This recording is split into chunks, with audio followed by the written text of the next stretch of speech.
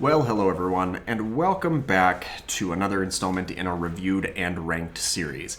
Today, we are starting our look at the characters that were added in the second part of the DLC, that being the Rise of the Phoenix DLC expansion, and we will be starting these characters with the cool, quick-witted Iceman. And this character has a lot of uniqueness packed into him. He's a very, very unique character in terms of function and animation. So I'm very excited to talk a little bit more about Iceman and how he works in this game. Before we jump into the meat and bones of the episode, I do want to drop that reminder again to check and see if you are subscribed to the channel. If you're not, go ahead and fix that real quick, as that greatly helps me out. And if you find today's video helpful, enjoyable, and or interesting, make sure that you leave a like. So let's start where we always do, by looking at the team build synergies that Iceman has. They're actually fairly rounded, though he only has 4, and they are all unique synergy types. So he has a strength synergy with X-Men, a mastery synergy with forces of nature, an energy synergy with wisecracking warriors, and finally that resilience synergy with first class X-Men. Now, 3 of those synergies are in very desirable categories, those being the first 3 that I listed, because strength, mastery, and energy always go a long way in terms of enhancing your in-battle prowess and being able to rip through those fights quite a bit faster. So a really nice spread of those synergies, to say the least. Next, let's move over and talk a little bit about the base functions of Iceman's kit.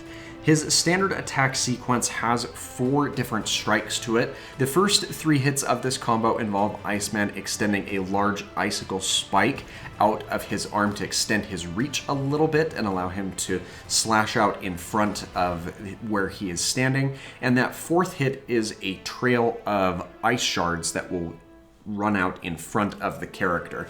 And this will hit multiple different characters, as there is a hitbox rolling along that set of ice spires as it goes along. So you can hit multiple different opponents as they get caught up in that series of shards that emanate out and away. And it will continue through opponents that you have struck that are closer to you. So that's actually a really nice thing to see with this character in terms of extending the hits that they can lay out, especially because these attacks make physical contact, and that last strike where it has that rolling hitbox will also allow you to kind of provide knockback and discourage immediate retaliation from your opponents, even if they're not right on top of you. If they're bearing down directly in front of you, they will be sent backwards, and you'll be in a more advantageous position to layer in with more attacks or some of your abilities as well. Iceman's heavy attack is a very unique animation. We haven't seen anybody else that works quite like this. The way that Iceman carries out his heavy attack is he will create kind of a buzzsaw type icicle disc, and that will be thrown out again in a direct line out in front of the character. This is another attack that will carry through multiple opponents. So even if you make contact with someone in your immediate vicinity, it will still carry out forward and deal damage to the opponents that it comes in contact with, and that doesn't have a damage fall off either, which is something I really appreciate. So you will get the same amount of damage on each opponent that you make contact with as that disc goes out. It does have a fairly lengthy startup animation, but the range and practicality that it has tends to outweigh that just a little bit. The only place where it's not super great is if you have a mighty enemy right on top of you and you do not have them staggered out, as you can be knocked out of that startup animation before you can actually carry out the attack. But all things considered, very nice attack, very practical, and very unique as well. Iceman has a very interesting mechanic on his midair jump. Instead of being a double jump or any other type of movement augmentation, he will actually enter into an ice slide, which is very accurate to the character's canonical origins. That's a very practical way for him to get around the battlefield, and you see him using it all over the place, whether that's been in his film adaptations, the comics, wherever you see Iceman, if he's running around in battle and maneuvering around, he is sliding around, creating a little track of ice for him to go on, and that is just awesome. Now, it will taper as you continue to hold that attack, and it will slowly bring Iceman down to the ground. And I think that that was handled fairly well, as having the character remain in the air for extended periods of time would not have been great. If it were to be one of the abilities that allows you to maintain a heightened elevation above your opponents, I would have expected it to see that chisel out of the energy points available to use from the character, but I think it was done quite well, all things considered. Iceman's falling aerial attack involves him shooting a series of small little ice shards down towards the ground, and you can get 3 different volleys of these shards out if you repeatedly press that button on your way down to the ground. But the area of effect is not super great compared to some of the other falling aerials that we've seen, and it doesn't tend to knock the characters down as much as other falling aerials that we have had a look at will do. It will layer in a decent amount of chip damage, but the biggest drawback with this ability, apart from it not having fantastic range, is the fact that you don't have an ability that will set you up into using this ability organically, as every single one of Iceman's abilities, which we'll talk about later, keep him on the ground. So you would have to deliberately get into this position, and given its unreliable nature, it's not something you would tend to see used while in actual combat. Maybe fine as an engagement starter, but other than that, there's not a whole lot of practicality to this ability. And finally, we have the block and dodge animation, which again, I really like the custom animations that went into this. It involves Iceman bringing both of his hands up in front and conjuring an ice shield to buffer the blows that are coming in against him. And then as he moves out of the way of those incoming attacks, he will perform that combat roll. And I have spoken in previous episodes as to how I feel about the combat roll. I just feel like it's very fitting and works well for almost every character, especially the ones that it is actually applied to. So not a whole lot more to say here. Let's pivot and talk a little bit more about Iceman's abilities. The first ability is the Arctic Blast. And this is probably the most lackluster of his abilities in terms of how it functions. It still works fairly well, as Iceman will release a blast of frigid air on the foes out in front of him, and as you hold down this button, you can continue to release that frosty blast, as well as turn a little bit to each side as you continue to layer out that attack. Now, if you continuously pour that stream down on top of your opponents, they do have the chance to be turned solid, and that can really improve the efficiency of Iceman and the other members of his team when it comes to taking down characters. But there are other abilities in his kit that do a lot better at implementing that freeze. But you don't want to write this ability off altogether, because it still covers a decent amount of ground and works better against the grunt type enemies than it does the mighty enemies, but it's more gradual chip damage rather than a bursty damage option. This ability has the energy attack type and the freeze synergy trait, which is very fitting given that that is the primary function of this ability, is to immobilize your opponents.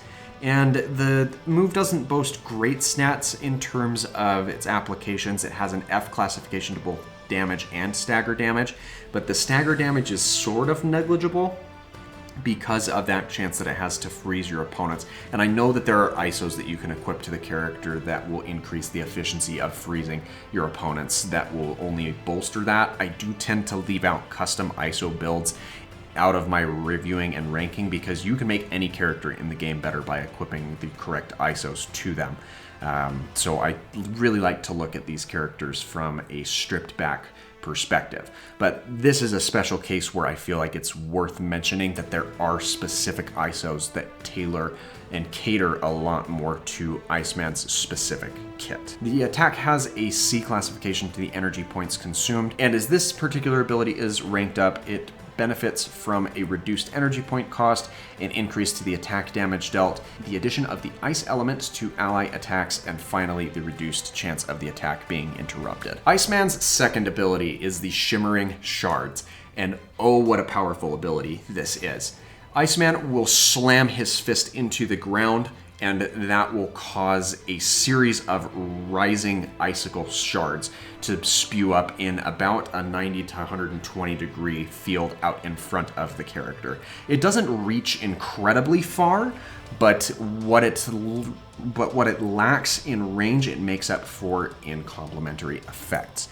Just like the Arctic Blast, this ability has the chance to freeze opponents solid. And the clip that I'm about to show you is absolutely astounding in terms of just how far this can reach. As you see, I'm rolling up on a couple of these Kree mighty enemies, and with one application of that Shimmering Charge, I managed to freeze 4 of these mighty enemies. They were not damaged at all, they didn't have anything taken off their stagger gauge, and just like that, they are rendered completely vulnerable. And this type of application alone, to me, makes Iceman's Shimmering Shards ability the ability that we label with the DLC privilege move. There is no other character in the game that can freeze and immobilize characters as efficiently as Iceman does. Granted, this is not 100% reliable, as you're not going to get that amount of enemies frozen every single time, but the fact that you can get that freeze on opponents that have a full stagger bar with just one singular use of this move is incredibly powerful, because they are then completely vulnerable to follow-ups from yourself as well as the rest of your team.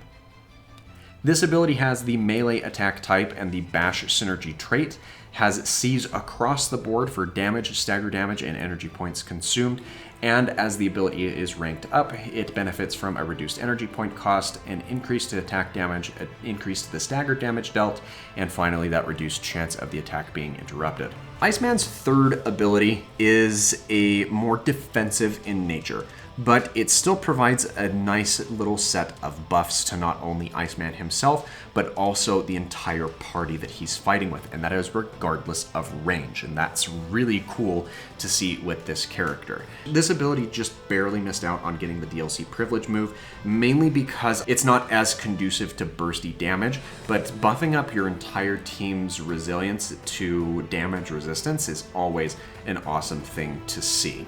Additionally, you do have to keep in mind that this ability doesn't only provide a pure defensive buff to your team, but it will also add the ice element to your team's attacks, which is really good to see as well. It doesn't give you a great guarantee of freezing your opponents when you attack into them, but it at least offers some auxiliary damage to the abilities and attacks that are being thrown out by the members of your team. So you have to appreciate it for that at the very least.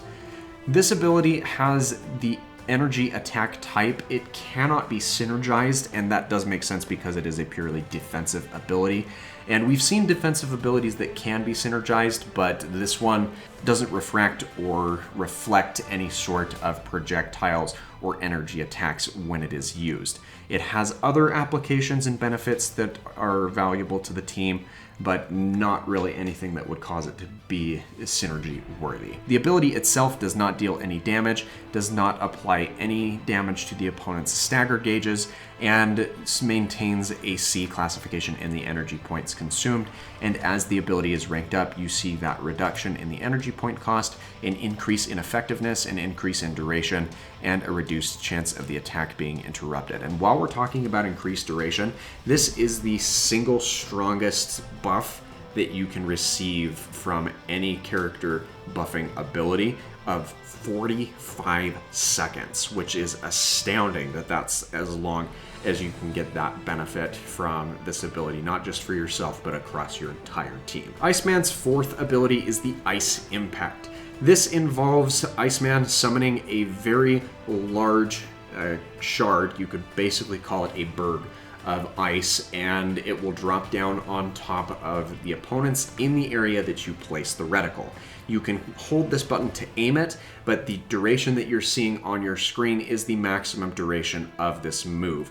And it does have more range than the Moon Landing from Moon Knight and some other range or targeted abilities like this. Of course, Nightcrawler's still soundly holding the crown in that department due to his ability to teleport wherever he wants when using his own similar ability. but it does quite nice, all things considered. When you use this attack in a synergy format, it will detonate immediately in front of the character, but that's often where you see it used anyway, as you seldom engage with your opponents from a distance when using this ability, though should you choose to do so, it is absolutely an option. This ability has the melee attack type and the slam synergy trait, has the best damage rating of Iceman's abilities, having a B classification, maintaining that C classification to the stagger damage dealt, and a C classification to the energy points consumed. And similar to the Shimmering Shards, it benefits from a reduced energy point cost, an increase to attack damage, stagger damage dealt, and finally the reduced chance of the attack being interrupted. Iceman's extreme attack is very flashy, and it works quite well. I almost would have liked to have seen Iceman do a little bit more with his slide ability when using this, but that's fine. It doesn't have to revolve around that mechanic. I just really like the way that that particular aspect of this character's kit is animated. But moving on. Iceman will turn himself into a larger sculpture from the waist up, and he will pound down on the ground out in front of him before releasing in a larger frosty explosion, which as soon as that explosion takes place, you are actionable again, meaning that this entire attack takes place in the course of just under 4 seconds before you can regain control of Iceman. The drawback with this ability is that the main focal point for damage is out in front of the character. You do have a little bit of a splash area immediately around Iceman that will deal some damage, but if you want to focus in on the most opponents as possible, you do need to make sure that you are facing them as you initiate this attack. He will not course correct or change based off of where he is located, so make sure that you have Iceman exactly where you want him before pulling the trigger on his extreme ability. So now that we have looked at everything that Iceman has to offer, it is time for us to determine where he belongs on this tier list. And it's fairly obvious based off me singing praises for this character the entire video that I do see a lot of practicality in his kit. Sadly, I do think that he lacks some of the damage that is necessary to boost him into the top tier of characters, but he's still quite powerful in terms of buffing up his team in terms of defense and offense around him, as well as being able to completely immobilize large groups of opponents. So honestly, I think that that puts him above the likes of Captain America and even Daredevil, because these characters both have very powerful team buffing applications, whether that's in terms of bolstering your own team's attack or lowering your opponent's defense, but neither of them last nearly as long as the fast freeze, and they don't have the option of completely immobilizing your opponents by encasing them in ice and rendering them more vulnerable to those attacks and follow-ups. So where do I feel like Iceman belongs? It's a really close call, but at the end of the day, I do feel like he just moves ahead of Morbius. And Morbius is still really powerful, but when he uses his paralyzing stare, the opponents are vulnerable for a very short amount of time, and when Iceman freezes an opponent, you have to wait for their entire stagger gauge to recover before they are able to either defend themselves or counter against you, and that is a very powerful attribute in Iceman's favor. So we're going to go ahead and bump these characters around again, and most of this correction is going to take place off camera because there's a lot of characters in A tier that we are needing to shuffle around today. But what do you think? Do you feel like there's anything that I missed with Iceman's kit? Did I oversell him, undercut him? Is there anything that you feel like needs to be discussed with this character that I did not mention in today's video? Be sure to let me know those thoughts in the comments down below. Don't forget to subscribe for that daily variety content, and if you've made it this far and enjoyed everything that you heard about this character, make sure that you leave that like. We'll be back next week with a closer look at Gambit, and he is one of the characters that I've been looking forward to talking about this entire series, so make sure that you stick around for that. Thanks again for your time, and I hope that you have an absolutely fantastic rest of your day.